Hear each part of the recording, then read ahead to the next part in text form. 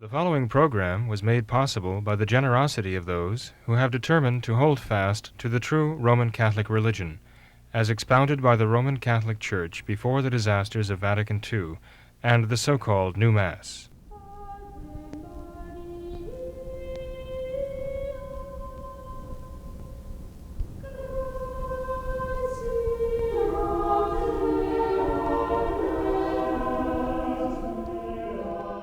Hello and welcome to What Catholics Believe.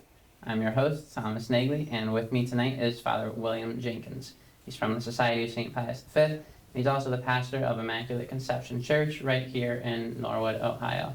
Hello, Father Jenkins. How is your post-surgery self? Hello, Tom. Well, recovering, thank goodness. Mm-hmm. The rotator cuff surgery itself was quick and easily done, I understand, by an expert surgeon, but the recovery is a long, difficult recovery. So I certainly appreciate all the prayers that people have been offering for me. Good. And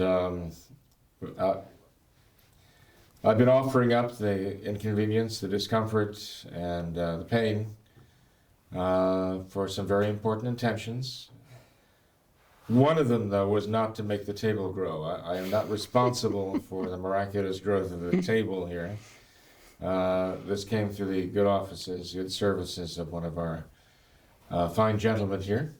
But I would consider it to be quite a blessing from God if my shoulder would pull itself back together again and be serviceable, and I'd be very grateful for that. Definitely. But again, I thank everyone for their prayers, for that attention. Sure. All right. Well, Father, if you're up for it, let's get into some emails tonight. We've got a whole stack of them here for you. We'll start with this first one concerning the Opus Dei. One of our viewers has had some personal involvement with the Opus Dei for a number of years. And after all of this, Father, he says that I have come to the conclusion that the Opus Dei is a manifestation of the spirit of the world / modernism infecting the Roman Catholic Church. Specifically, he says that they give the lay faithful a very un-Catholic notion of their role and what work and, quote, being in the world truly are. It is also, as someone put it, the brain trust of the Novus Ordo sect. So, Father, I was wondering if you could take the time, for my benefit and the rest of the viewers, to discuss the Opus Dei. Well, actually, Tom, I think that's a very worthy question. I think it's a very worthy topic. I don't know that my knowledge of it is extensive enough to really discuss it at any length or shed a great deal of light on it. I do know that Opus Dei is a personal prelature, actually, and that it is very powerful within the Novus Ordo.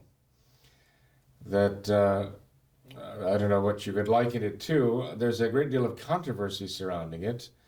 There are those who say that the laymen and women of Opus Dei, and they make up the majority of the members, and that they are in the world and very much involved in secular occupations, but they also are involved in kind of right-wing political causes. Okay, this is a reputation they have.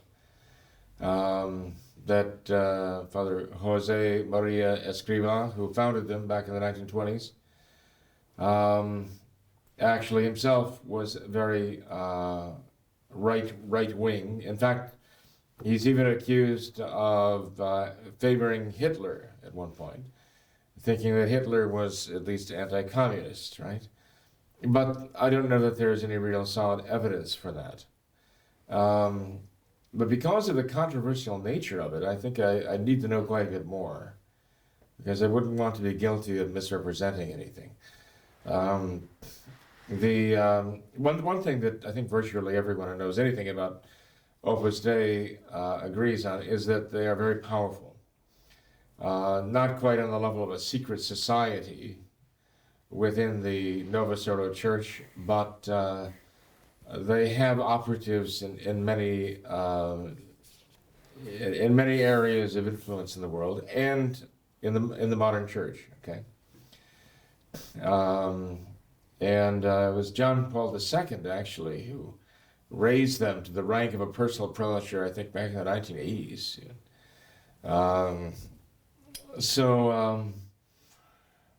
What I find interesting, by the way, is that our viewer here, who sent the email, said that he observed it and he found some serious flaws in it, obviously. The Opus Dei organization is based, supposedly, on the principle that sanctity can be found in any walk of life, including secular occupations Right. of lay life. Mm-hmm. And the idea was that the lay people would sanctify themselves in their vocations and avocations in the world. There's nothing un-Catholic about that at all. In fact, the Church has rejected the opposite idea, that there are only a handful of people who are called to sanctification in this world, and that God doesn't even give the graces to the vast majority of Catholic people to sanctify themselves in the world. The Church herself has rejected that false teaching, but that God can, in fact, and does give the graces to everyone to achieve sanctity and to actually achieve that perfect love for God in this life, that the graces are given for us, each and every one of us, to accomplish that, to love God with our whole heart, our whole mind, our whole soul, our whole strength in this world, and our neighbors ourselves. And that is, as I say, given not only to the those in the religious state of life, but also those in the lay state as well. So the fundamental principle of the sanctification of the laity through their living their vocations in the world and the life of service to God, Opus Dei, the work. They even refer to it as the work Right. sometime, opus meaning work. But the criticisms of Opus Dei seem to all tend in this direction, that the laity, because of their influence, are being drawn into the Novus Ordo idea of a certain anti-clericalism, in the sense that the laity are the ones who really should be running the church. Okay? And this seems to fit very well with the Novus Ordo concept. This anti-clerical, even anti-priesthood idea that is rife in the Novus Ordo today, okay? That it is the laity who are favored by God with the graces of, well, as Francis would say, discernment and all the rest, right? So that is a problem. But you have a lay organization which elevates itself above the priesthood, with the idea that the members of the organization are somehow the elite. They are accused of elitism for that reason too. And even the secular clergy who belong to it can fall into this kind of elitism, the sense that they have some kind of special role to play in the modern church. So there are certain dangers there, no doubt about it. I mean, there also, I mean, the Opus Dei has not been left free from the taint of the abuse crisis that is attacking the Novus Ordo everywhere. And so I think this would be a question that would involve a study all unto itself. And what I would like to do is just kind of leave it there at that situation. But I would invite our viewers to send in their own information and observations about Opus Dei that could be helpful.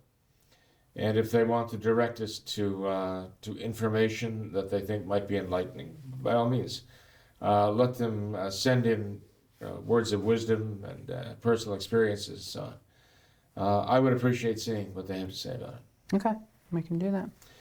The fact that, by the way, it is an organ of the Novus Ordo is very troubling, of course, because inevitably you have you have modernism modernism at work there. And even though modernism might adopt a more political approach, a more conservative, shall we say, a more conservative political approach, it's still modernism, and the principles are still poison for the Catholic faith. So insofar as Opus Dei would be a vehicle for modernism and almost a kind of agent for modernism within the Novus Ordo, to implement the principles of modernism, but still maintain some kind of a Catholic veneer, then it could be all the more dangerous. Okay. All right, let's move on then, Father. We've got an email here concerning Father John O'Connor. This viewer asks if Father John O'Connor could be an example of someone fighting modernism within the Novus Ordo. Says, I guess he arranged canon lawyer Father Kuntz to help plead his case to Rome just before he was murdered. Perhaps Father O'Connor was similar to some SSPX priests opposing modernism but loyal to the Pope. He was a guest on your show once or twice long ago. Father Jenkins must have heard his opinion on sedevacantism. I think many would be interested in that. I'm curious what other errors he should be accused of, other than his conformity to the Novus Ordo. Could we assume that a seemingly holy soul like Father O'Connor, despite his adherence to the false faith, avoid hell and be admitted to purgatory? Well, as far as avoiding hell, being admitted to purgatory, saving a soul, I'm not his judge, of course. Yes, Father O'Connor, the Dominican. There are actually two Dominicans, or Father O'Connor, okay? But one of them is still surviving at an advanced age. The Father O'Connor that we're referring to here has passed away, God rest his soul, and he was on our program, What Catholics Believe, oh my goodness, quite a while ago. And Father O'Connor was on the program to talk about the homosexual invasion. Mm-hmm. And he was talking about his personal experiences in fighting the homosexual invasion of the seminaries, notably the Dominican seminaries, and what he ran into in trying to expose this, trying to denounce this, trying to oppose it to the superiors in his religious order of the Dominicans. And he found that his efforts to stop the homosexual advance, the homosexual takeover, was being blocked repeatedly by superiors who were protecting the homosexuals. And if you go back and watch those programs, which certainly could do so, they're still posted, they're on the site. I think the message comes through loud and clear that the reason why the homosexual advance was being promoted and defended was because the very superiors to whom Father O'Connor was going to report it were themselves also corrupted by homosexuality. And this is, of course, a horrible evil. Just the other night, we did a rather lengthy program, which we actually broke into two parts. And the whole point of which was that the homosexual crisis in the church now is not an accident, it's a plan, it's part of a plan. It is an essential part of the modernist plan. And people who are mystified by Francis's reaction, by his Gang of Nine and their cardinals' reaction to this, those who are mystified by their reaction, that they seem to be very insouciant about this. They just continue, Francis and his cardinal friends continue on their merry way, promoting homosexuals, promoting the LGBT propaganda within the church. They have hardly batted an eye at this thing. Have showed very little sympathy for the victims. Okay, all the sympathy is with the abusers and their enablers who covered up for them. Witness Francis's accolades about Worrell, right, and his retirement, well, his withdrawing as the Archbishop of Washington, D.C. and how Francis heaped praise upon this man. He was responsible for so much evil. And, people are mystified by that. They saw the photograph of Francis and his gang of 9, sitting in the Vatican. They had met there to discuss the homosexual abuse crisis of the clergy taking advantage of their young people, even the seminarians. And you'd think that they would be meeting under a very, very dark cloud, and their demeanor would be very grave and serious, and they're all laughing and full of smiles. And people don't understand. And the reason they don't understand is because they really don't understand that for Francis and his fellow modernists, this is not a problem. This is part of the program. The modernist program is to take down the Catholic priesthood, to basically dishonor it, to discredit it, ultimately to dismantle it, and to reject it, because they're building a new church without it.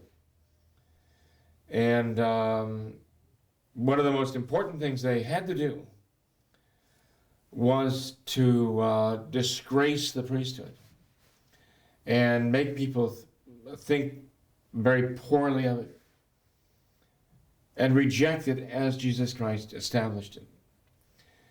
What could be more effective in accomplishing that than this homosexual abuse crisis they've got going on that had been building steam during all those years after Vatican II?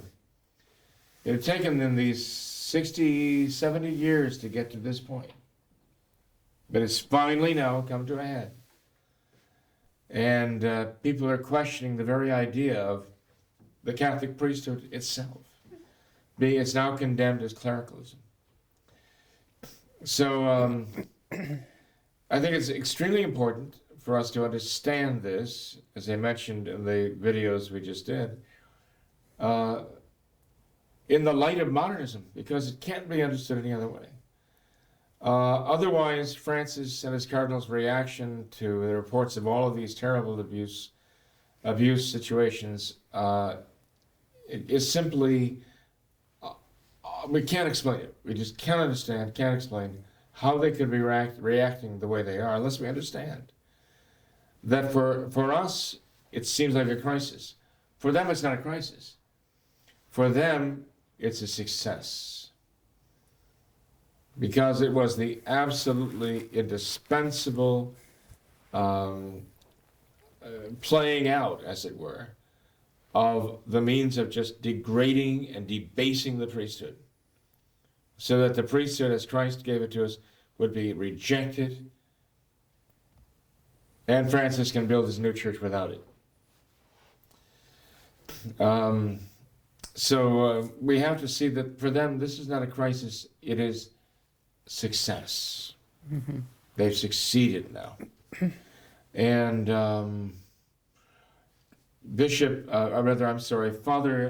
Father O'Connor was caught in the middle of this. And he saw it actually happening on the ground. I say boots on the ground, right there in the seminaries of the Dominican order. And he was trying to oppose it, face to face, right? Toe to toe with them. And he was experiencing the absolute resistance to anything he would say or anything he would do to try to prevent the takeover of the seminaries. He was treated as though he was the one with the problem, though there was something wrong with him, something spiritually wrong with him, something mentally wrong with him. And this is what they do with those who would dare oppose them. They're absolutely ruthless and absolutely vengeful to anyone who would succeed in resisting them. They find a way always to destroy them.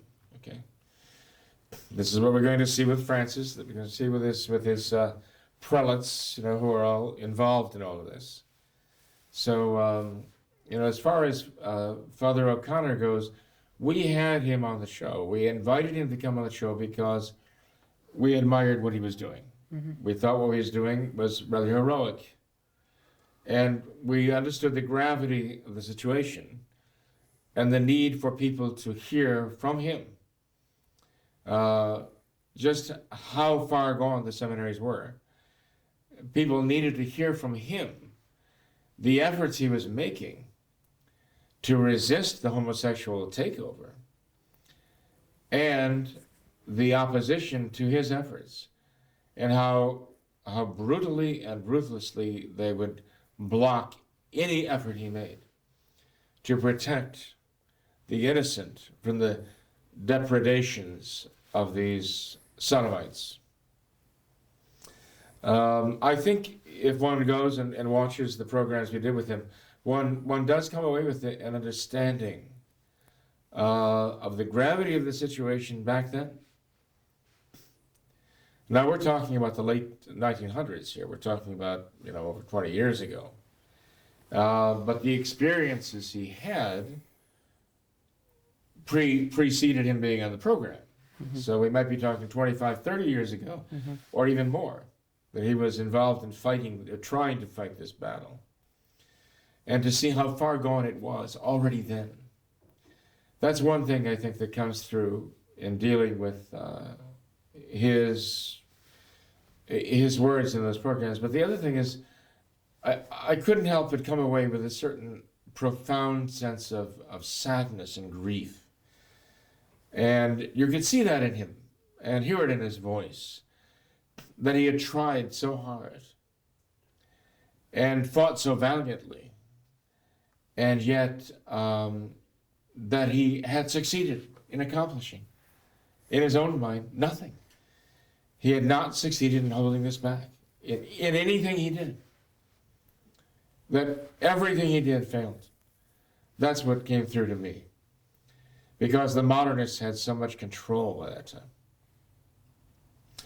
And I wish to this day that we'd continued our contacts with Father O'Connor, because I really wanted to bring through to fruition his clear awareness of the crisis, the problem, so that he would understand that those who did this and were doing this to the seminaries and are doing it still are the modernists who brought in the new Mass, who brought in the new sacraments, who brought in the new catechism, who brought in the new code of canon law.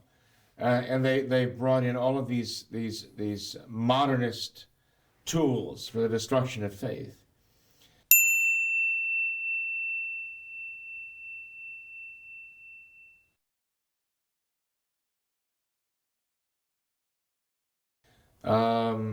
I would have loved to have seen Father O'Connor come back and fully to the practice of the traditional faith, be offering the traditional Dominican rite of Mass, and simply sever ties with the Novus Ordo as some modernist mafia, as it were, that had seized power in the church. We never really, when I say we, I mean I and other priests involved, did not really keep that contact with him. I regret that. I still do pray for his soul, and I ask everyone watching to keep his soul in their prayers. Obviously, in asking people to pray for him, I'm expressing a certain hope that he saved his soul. So that brings us to the point of, whether he could have saved his soul under the circumstances. I think Father O'Connor did what he believed was the right thing to do insofar as he saw it. I think what he saw was the most obvious evil, and he valiantly tried to resist that. But given more time, let's say, helpful influences in that, I think he would have applied this to the rest of the Novus Ordo and seen the whole monstrosity for what it really was. And there's no doubt in my mind that he would have done the brave, courageous Catholic thing, because he was already doing it insofar as he understood what that was. Right. So I do have very definite hope for his salvation, and I do remember in my prayers and also in my masses, and I would hope that people would be praying for his dear soul. Would you say, Father, that his position was somewhat similar to what apparently the Society of St. Pius X and their position is, and that they're trying to fight modernism within the Novus Ordo, trying to oppose modernism but still be loyal to these modernist popes? What do you see any comparison there between the Society of St. Pius X and Father O'Connor? I don't, because I don't see the Society of St. Pius X being honest. Okay. I don't see them being honest, even in the name St. Pius X in their title, because I don't think that they are facing the reality of the Novus Ordo.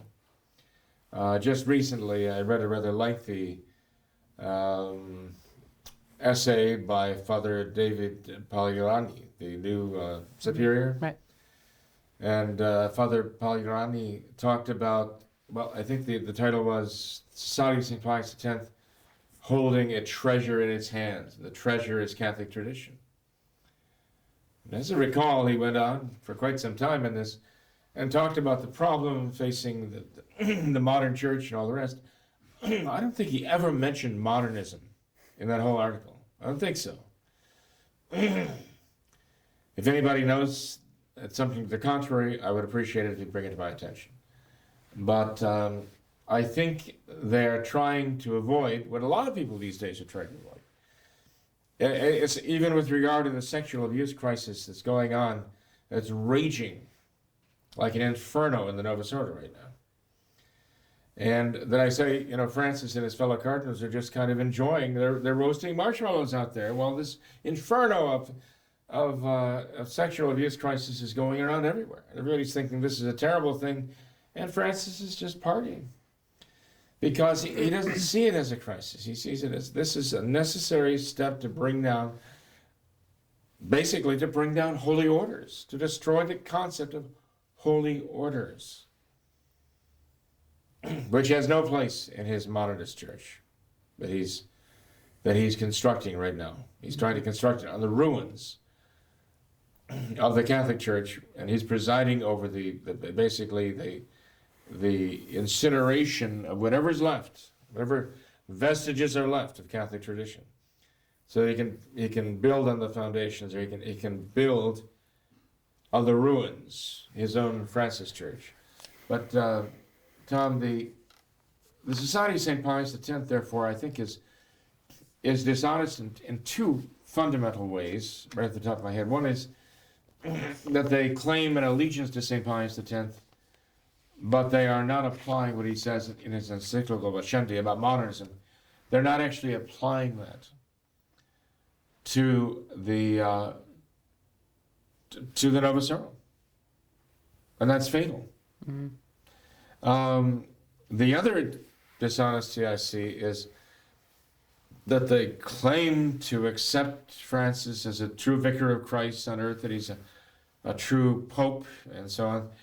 They say that, and yet they really do not feel obliged to do anything he says. They do not feel obliged to obey anything that he says that they don't already agree with. And that I also find as being dishonest. I don't find that as a Catholic approach, sure. Catholic attitude. If I were convinced that there was no doubt in my mind that somebody was in fact the vicar of Christ on earth and a true pope, then I would be looking for every opportunity I could to obey. I would want to obey. I don't see that at all.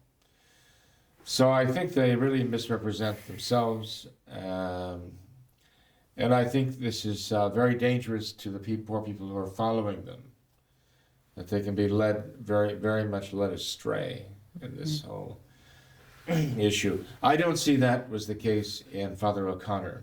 Okay. I think he was very, very forthright, very, very honest. If he said it, he believed it, and he put it into practice. That's how I see him. Okay. that's why I think if we could have had some serious discussions with him further, I think they would have been perhaps even at times heated discussions, because he cared very deeply about the truth of things and reality of things, and he wanted intensely to be Catholic, and everything that meant.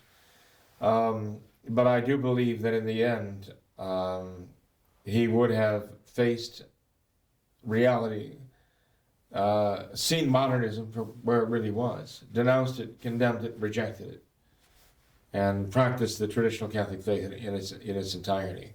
Okay. He was too busy on the barricades where he was, I think, to really have you might even call it almost a luxury to kind of retreat, withdraw, and see, the whole battle. Sure.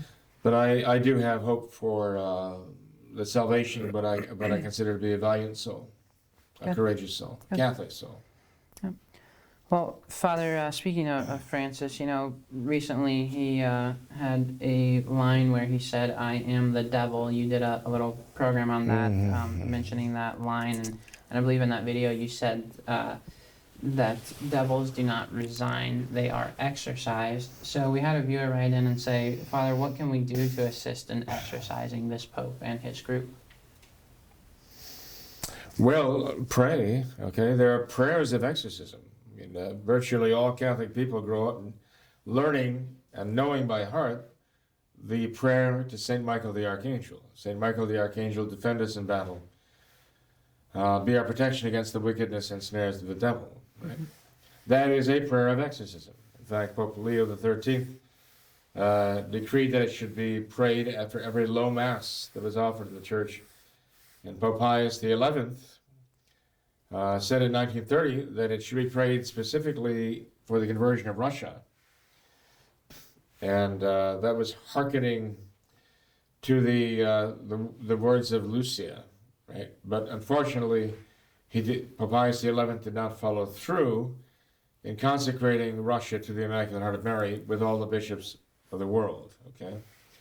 Nonetheless, in 1929, it was made known to Lucia, and through her, made known to Pius XI, that was the time that heaven was calling for the consecration of Russia to the Immaculate Heart by the Pope and all the bishops.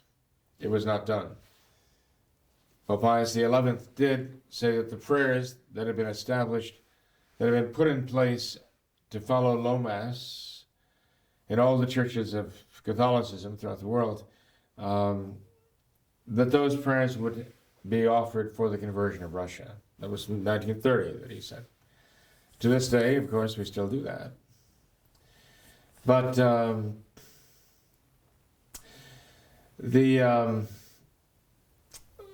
what we're looking at is essentially a kind of exorcism of atheistic communism, right? And when we talk about exorcising the Vatican now, and the malevolent powers, the satanic powers that are at work there, we really are talking about exercising those powers. Now people, think about exorcism as casting out a possessing spirit, right? An evil spirit, a demon that has possessed a living human being.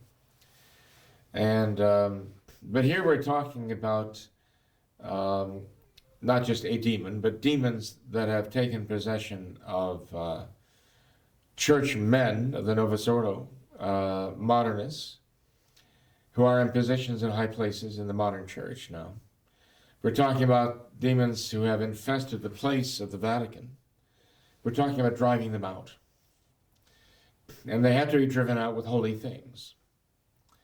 We have to start by praying, and that is imploring Almighty God to grant that power to expel the demons. We ask St. Michael the Archangel, who was commissioned by God precisely to do that, to confront the demon and drive him out wherever he finds him. We are focusing, the power of the angels there in the Vatican to drive out that malicious power.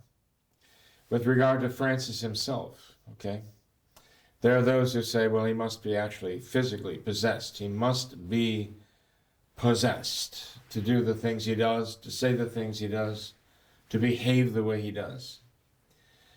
It would not surprise me in the least to find out that was literally true.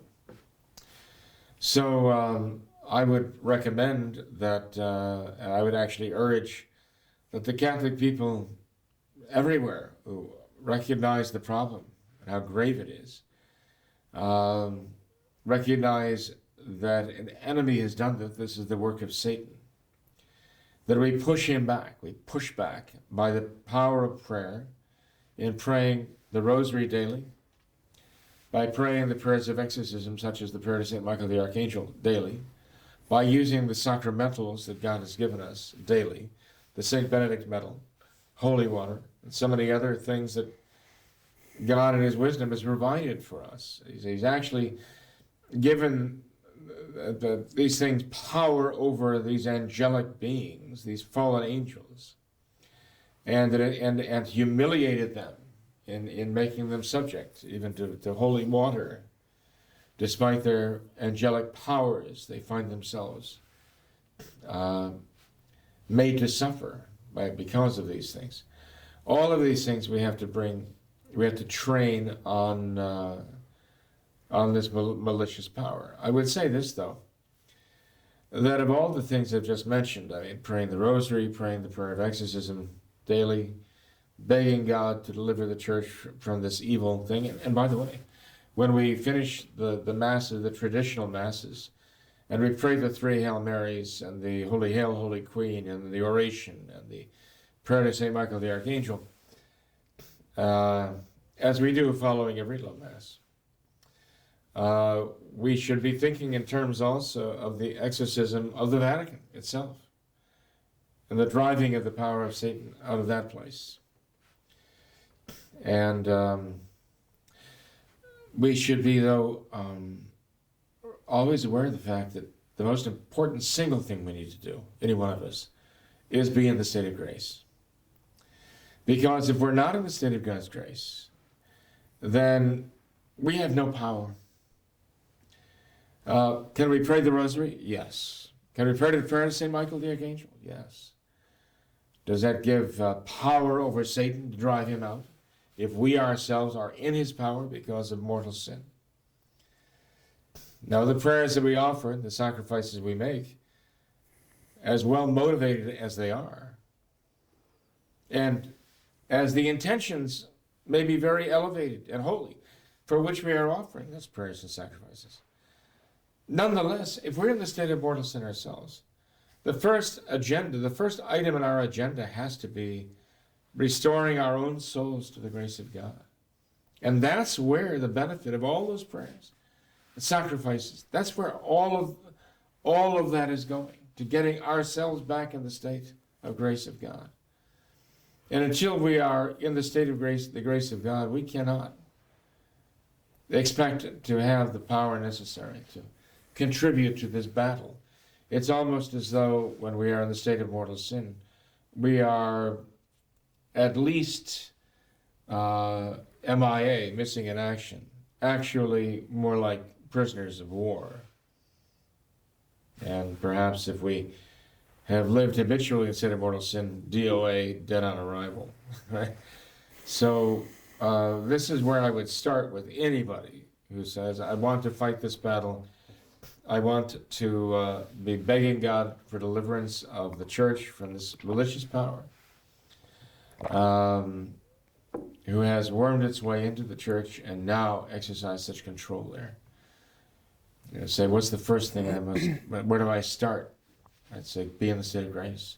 Okay. Sanctify your own soul. And then apply your energies to the spiritual battle, the spiritual reconquest, the reconquista, as it were, of the church. All right. Well, Father, one last email, if we could. We have a viewer who was curious to ask if the Society of St. Pius V says the 1958 Mass or the pre-1955 Mass. The Society of St. Pius V priests do not use the rubrics that came in after the so-called reform or restoration of the Holy Week rite under Pius XII, okay? We follow the old rite of the Triduum, the old rites of Holy Week and so on. And so we do not accept the rubrics that came in, you know, with that wave of revolution, you might say, the wave of revolution that came in with the concilium, with the committee to reform the liturgy, got its start already from 1948 under Pius XII. We don't accept the work of that. Okay. We consider that every step of the way from 1948 to 1968, the 20-year period, the changes that were made progressively during that time were made by the same people with the same end in mind and based on the same principles. And they were all directed toward the Novus Ordo. So, unlike the Society of St. Pius X or other traditional individuals or groups, we do not say, okay, let's pick some point along the way of the revolution and say, this is what we're going to follow. We do not say, okay, we're going to use all the reforms so-called up to 1957 or 58 or 60 or 62 or 64 or 65, and we're going to absolutize, and we're going to say, we're going to use those, that's going to be our standard. We consider this, all of these, to be simply stages in the path of revolution toward the Novus Ordo. And we reject the whole process. So I hope that helps to answer the question a bit. We don't accept those so-called reforms, which we know were actually deformations. Sure. Okay. Well, we will end with that, Father. I thank you for being here tonight. Glad to have you back. Happy, well, thank you, Tom. Happy surgery went well. Well, thank you. Now the recovery and they say the rehabilitation. I've got to be rehabilitated now. So I have to undergo rehab. They say that is the hardest part. So we shall find out. Right? And actually looking forward to that because, well, it's a rare individual who doesn't need penance, and I certainly need penance as much as anybody. So I just hope to, you know, make that as beneficial as possible. Not only for recovering the use of the shoulder, but for the benefit of the soul too. Definitely. Lots of souls. Okay. Well, Father, you'll be on our prayers. Well, thank you, Tom. No problem. Thanks very much. Thanks to all of our viewers as well for watching this episode of What Catholics Believe. Until next time, we ask that you all remember the words of Our Lady at Fatima, to consecrate yourselves and your families to the Immaculate Heart of Mary, and to pray and do penance. Thank you, and God bless you.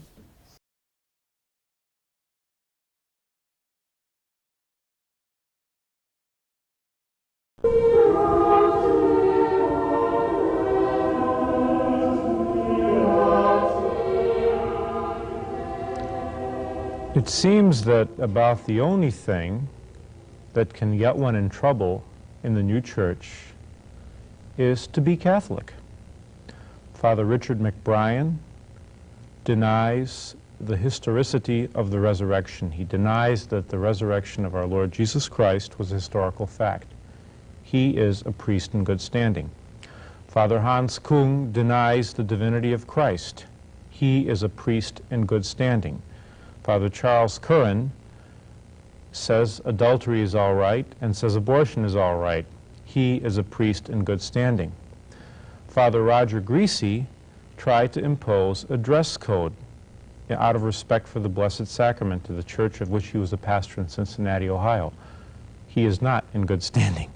He was thrown from the rectory with 3 days' notice, a 76-year-old priest in the dead of winter.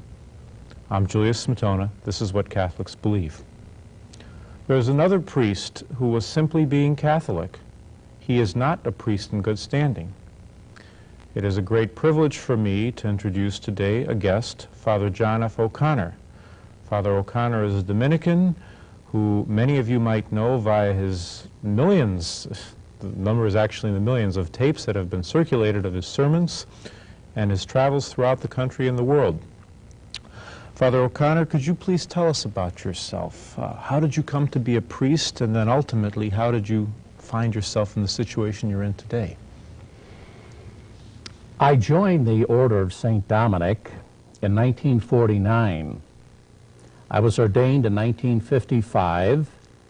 I spent 2 more years in study, and then I was assigned to teach Thomistic theology and philosophy at Catholic colleges in Madison, Wisconsin, and then in Austin, Texas. After 11 years of teaching, I spent 1 year at our parish in New Orleans, and in 1965 I achieved my life's dream of becoming a full-time preacher. I joined our mission band, and for the next 20 years I traveled throughout the United States, up into Canada, and even as far as England, preaching parish missions, retreats, days of recollection, 40 hours devotion, rosary crusades and rosary rallies. And those were the most enjoyable years of my life. I felt this was truly a Dominican work. This is what my founder, St. Dominic, had done. And it was a very priestly work, too, administering the sacraments and teaching about our beautiful Catholic faith. I understand that you traveled perhaps 350,000 miles during the course of this period. Just before leaving to come here, I added it all up. It's now 430,000 miles that I've traveled, something. Mostly by automobile. Then, unfortunately, this work did not continue indefinitely. I understand that in April of 1989, you were suspended and silenced. What brought about this suspension? Well, if I could back up just a little, when I started my parish mission work, very often the pastor would ask me to say a few words for the young people of the parish. Well, those few words very soon developed into a full 1-hour sermon. So I devoted 1 night of the mission week just for the young people of the parish. Because I found out from counseling youngsters both in and out of the confessional that they were getting into a lot of trouble, not because they were bad kids from bad homes. No, they were good kids from good homes. They simply were not properly informed as to the moral teaching of the Catholic Church and why certain activities that were becoming so popular in America were actually not only immoral but very dangerous for them. Finally, the last few years of my mission work, the entire mission was devoted to the young people of the parish. But of course, there was also a good turnout of adults and parents because they're very concerned about our young people. So I would explain the Church's teaching on the morality of marijuana, cocaine, now today crack, alcohol, and how it too can be a very dangerous drug. I spoke about Satanism, which is so prevalent throughout America today. I warned youngsters about certain rock groups that are promoting all of these things. And finally, in the last, about 5 or 6 years, so many young people are being seduced into the homosexual lifestyle without fully understanding what they're getting into. So I talked about the Church's moral teaching on sodomy and the fact that it is one of the 4 abominations that cry to heaven for vengeance.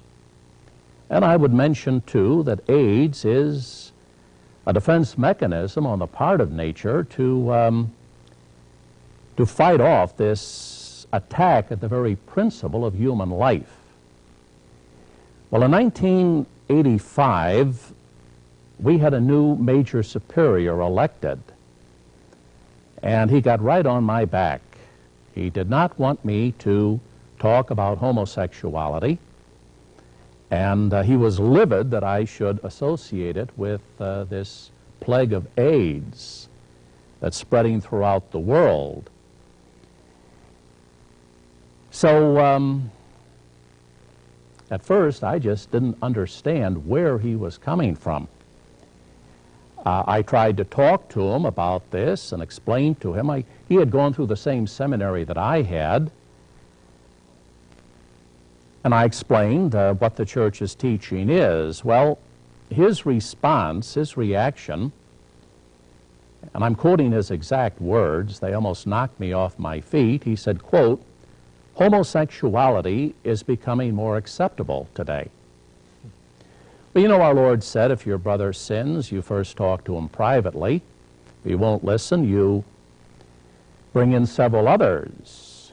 So at a subsequent meeting, when other Dominicans were there, to my utter amazement, they supported Donald Gergen in his views on homosexuality.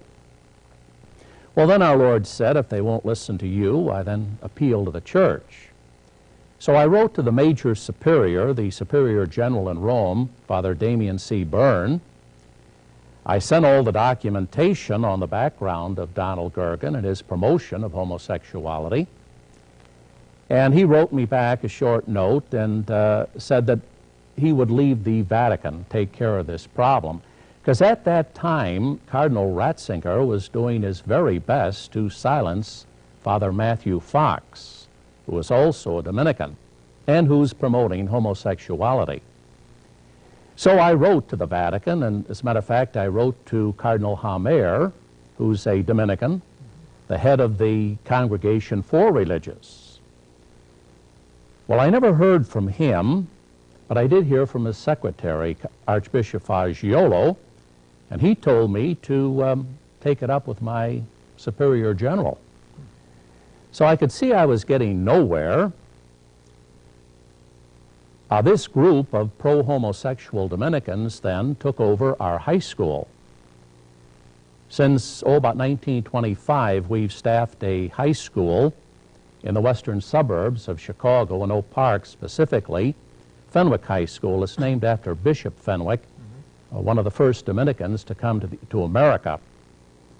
And they removed all the older Dominicans who had been teaching religion there all their lives and replaced them with members of this pro-homosexual group.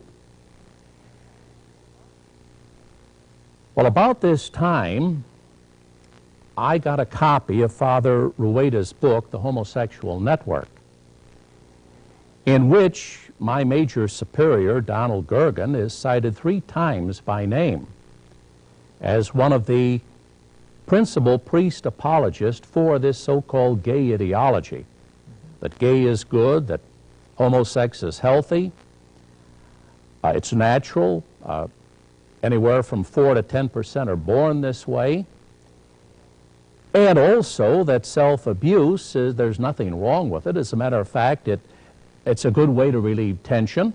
He even wrote a book on this particular subject. That almost sounds like it's a good way to relieve hostilities, to beat up invalids. I mean, that's almost... So it also helps you get to sleep at night. It's relaxing. Even recommends it for married men who have to travel. It's a way of preserving what he called fidelity rather than, going to a... So when I realized that this was part of the gay liberation agenda, to get at our kids and to teach them that this gay ideology, I realized that I had no alternative but to warn Catholic parents of what these pro-homosexual Dominicans were doing, and that their children were at grave risk. Well, for that, the major superior, Donald Gergen, became furious. He suspended me and put me under formal obedience to do no more preaching. What does it mean now, for the benefit of our listeners, technically, to be suspended? What actually happens when one is suspended? After graduation from the seminary, we have to, by examination, prove that we are competent to judge moral matters in the confessional. And if we pass the examination, we're granted what canon law calls our faculties. It's similar to a doctor's state license to practice. You know, a man can graduate from medical school, but before he can open up a practice, he has to receive a license from the state. Well, this is basically what the faculties are. I received them after I graduated from our seminary, and they were revoked by Donald Gergen. And I was also gagged. He put me under a formal obedience to do no more preaching. What is your status now that this suspension has taken place? Has anyone come to your defense, and how do you plan to deal with this? Well, yes. A very prominent canonist in the United States contacted me and offered to appeal this suspension in Rome.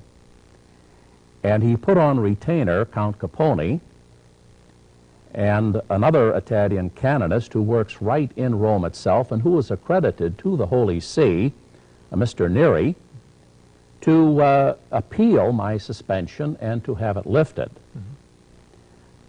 I even talked personally to Cardinal Gagnon and explained to him the situation in the Dominican order, and he promised that when he returned to Rome he would do what he could for me. Well, I waited several months, and finally I contacted this canonist. And I says, well, how are things going? He says, well, the chances of your ever getting your faculties back are zilch. And I said, why? This is going to shock you, as it shocked me. He said, there are too many homosexuals in the Vatican Curia protecting Donald J. Gergen. Isn't that something? Yes. You're watching to share with you a brief letter which we received from a viewer, a priest from Texas. He said the following: Dear friends at What Catholics Believe, please send me more information on your show. I caught the tail end of one telecast regarding the ouster of Father Greasy in Cincinnati and really liked what I saw. I might add that I myself am a most tradition-minded priest and very sympathetic to courageous priests who fearlessly preach the Orthodox Roman Catholic faith. Sincerely yours in Christ. We're very grateful for this kind of response, and I'd like to remind you that for us to continue, we absolutely need your support. Please help us, 1-800-446-6163. Father O'Connor, how did it come to pass that we've got this situation where people who are promoting unnatural vice, say, have such power and influence in the church that they can silence someone for preaching the gospel, and that officials in the Vatican are powerless to do anything about this? I mean, we know that in the 30s, for instance, Dr. Bella Dodd, very famous communist who converted to Catholicism, revealed that she personally put 1,000 communists in the seminaries. We have the situation where Pope St. Pius X told us that the modernists were infiltrating the seminaries. Now it seems that people who are afflicted with this vice and this tendency are in the ascendancy, and they have enormous influence and are absolutely spreading this most abominable doctrine. How did this come to pass? Well, I was devastated when my Dominican superiors began persecuting me for warning young Catholics about the dangers of this so-called gay ideology. But I really didn't understand what was going on until I got a hold of this book by Father Rueda. It's called The Homosexual Network, Private Lives and Public Policy. He points out that this so-called gay liberation didn't begin in 1969 with the Stonewall gay bar riot. It actually began in Chicago in 1924. So this movement has been underway for 66 years. And that's why Chicago was the first major city to repeal the laws against sodomy. Thank God most states and municipal communities still have laws against sodomy. And their goal, the goal of this gay liberation movement, they want to be accepted. They want what they call this alternate lifestyle to be respected by people, and they want the same rights as married people. Well, they realized that the greatest obstacle to their lifestyle, to sodomy, the greatest obstacle was the Roman Catholic Church and its teaching on sodomy, both in the Old Testament and in the New Testament as well, and also the teaching of all the doctors and fathers of the church, that this is one of the 4 abominations that cry to heaven for vengeance. Well, they know that they're never going to get the Pope to stand up someday and say that there is nothing wrong with unnatural vice. In fact, it shouldn't even be called a vice, but rather a virtue. They know they're not going to get that.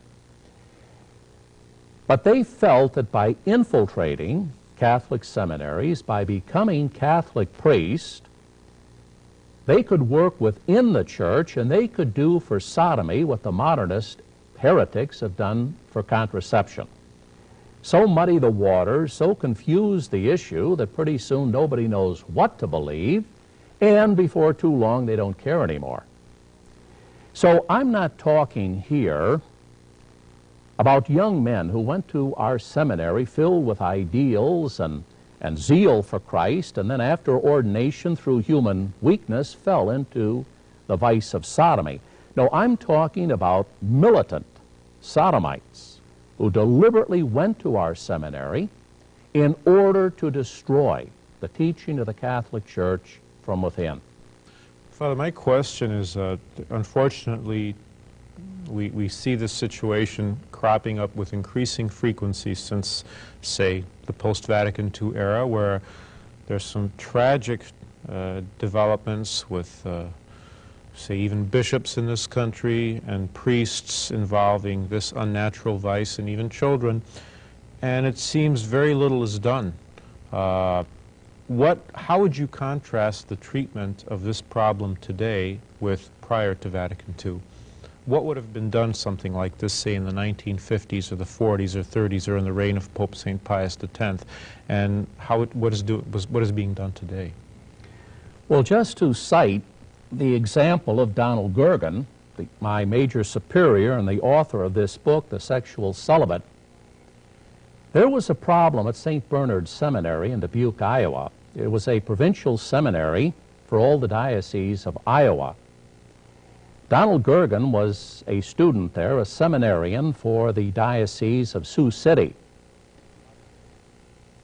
But the bishops were aware there was a problem of homosexuality, so the then Bishop Mueller made an unannounced visit to St. Bernard's.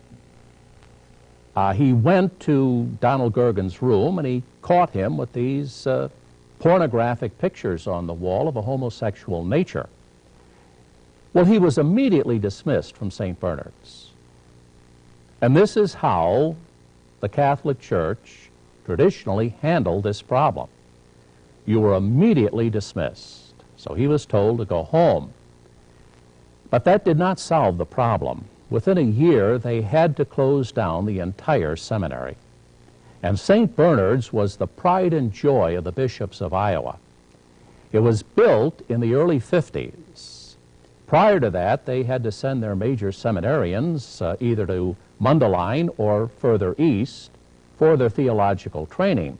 So this was a milestone in the history of Iowa and the church in Iowa, that they at last had their own major seminary. But to show their fidelity to the laws of God, they would prefer to destroy the work of the hands of man rather than compromise the moral teaching. Absolutely. They closed the seminary down and they sent all the seminarians home.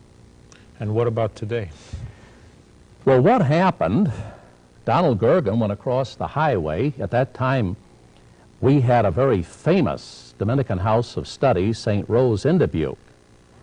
It was the largest Dominican seminary outside of Rome.